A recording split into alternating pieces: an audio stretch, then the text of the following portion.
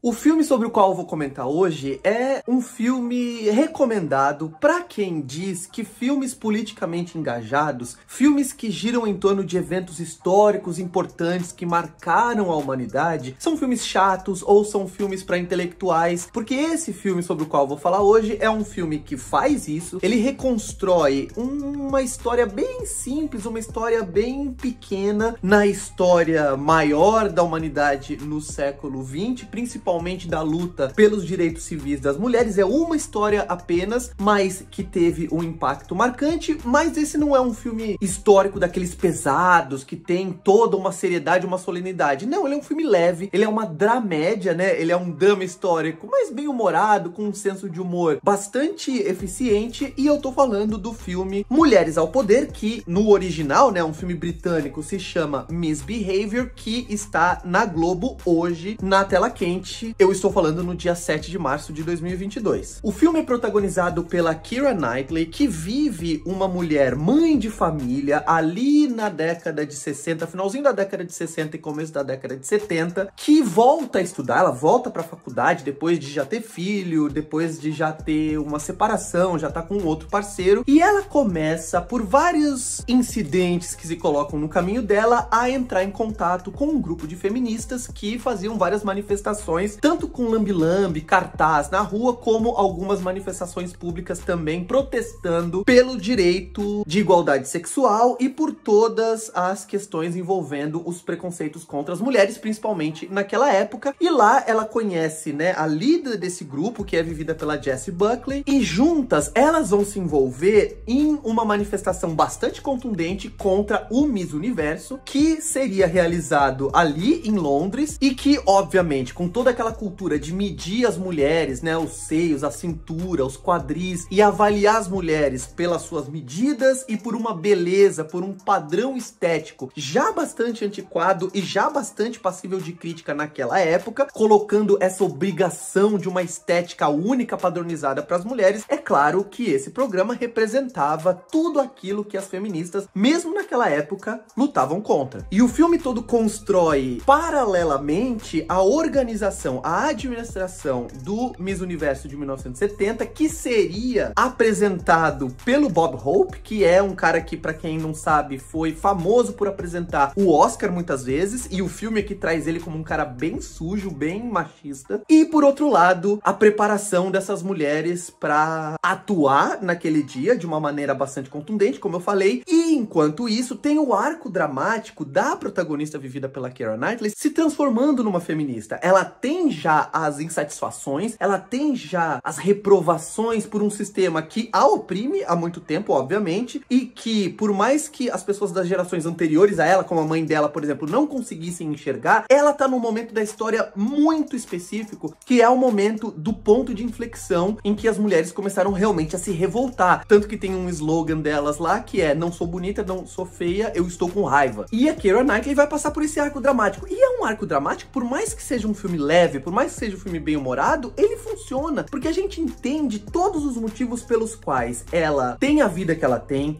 os hábitos que ela tem, e a gente também entende o processo pelo qual ela vai passando para começar a questionar ainda mais certos padrões aos quais ela tá aprisionada, e isso é feito no filme de uma maneira muito sutil, muito convincente e, como eu falei, num tom bem humorado. Inclusive, o filme é muito inteligente em não estereotipar ninguém, porque nem as feministas são estereotipadas e nem algumas pessoas que estão, entre aspas, do outro lado, né? Por exemplo, o filme dedica bastante tempo para mostrar as misses, né? As mulheres que estão competindo naquele concurso de beleza, e o filme não mostra elas como pessoas fúteis, como mulheres superficiais. Não, elas são mulheres que também têm as suas insatisfações, que também sofrem, que também têm as suas angústias, mas elas talvez nunca tenham passado por um processo de serem educadas, de pensar, de entender a situação nas quais elas estão, porque é uma cultura muito arraigada, muito forte. Inclusive, o filme traz para um papel, eu não diria de protagonismo, mas de uma certa importância na história, algumas dessas misses. Inclusive tem a Miss Granada, que é uma das mulheres negras que participam daquele concurso, que é vivida pela Gugu Mbatha Raw, que também é uma atriz maravilhosa. Imagina, Keira Knightley, Gugu Mbatha Raw, Jessie Buckley, olha só o elenco, né? Um elenco muito